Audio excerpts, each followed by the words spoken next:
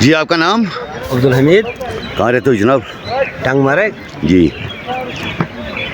آج جو یہ برابری ہوئی ہے کیسا محسوس ہو رہا ہے آپ کو؟ کتنے ٹورسٹ یہاں آنے کی امید ہے آپ کو پتہ ہی ہے کہ اس سال برف تھوڑا کم ہی گرا، جنوری میں گرا تھا. جی جی. اس کے بعد آج کم از کم 1-1.5 مہینے کے بعد برف گرا. یہاں پر لوگ بہت ہی خوش ہے کہ اس سے ٹورزم بڑھ جائے گا، لوگوں کا روزگار بڑھ جائے گا. جی جی. تو آپ کو پتہ ہی ہے کہ ٹنگ مرگ علاقہ جو بھی ہے اس میں کوئی فیکٹری، کوئی مل یہاں پر نہیں ہے.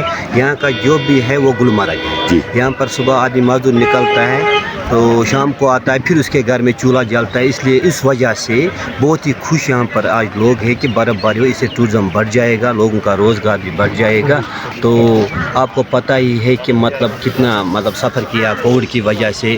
ابھی 1-2 سال ہو گئے، 1.5 سال تو لوگوں کو تھوڑا سا امن چین مل گیا اس لاک ڈاؤن سے کہ ٹورسٹ آئیں گے، پورے ہندوستان کے ٹورسٹ آئیں گے. آپ کو پتہ ہی ہے کہ کشمیری لوگ کیسا مہمان نوازی میں نمبر 1 پر آتے ہیں. جی. ہم بھی ان کے انتظار میں ہیں. اگر جو بھی ٹورسٹ ہمارا جو ہندوستان کا ہے وہ گھر میں بیٹھا ہے، وہ پلان بنائے کہ ہم کشمیر جائے، یہاں کا برف کا لطف اندوز ہو کر وہ واپس جائے خوشی سے، کہ جو کہ دوسروں ٹورسٹ کو بھی بولیں گے کہ کشمیر جاؤ، وہاں پر اچھا ہے، برف ہے، سکینگ ہے، سلیچنگ ہے، گھوڑا ہے، پورا انجوائے کر کے وہ واپس جائے گا. اس سے ہم کو لگتا ہے کہ روزگار بہت ہی بڑھ جائے گا اس سے.